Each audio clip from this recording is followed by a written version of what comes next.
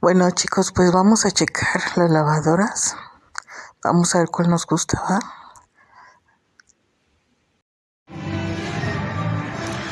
Pues estas me gustan, chicos. Siento que son más rendidoras. Está barata, 4,000. Pongan ustedes 5,000 pesos. Pero siento que duran mucho. A mí la que tenía, que tengo, me duró muchos años. A las nuevas. Miren, a estas que son nuevas, como que no me convencen mucho. Tendrán su secadora y todo, pero no me convencen mucho.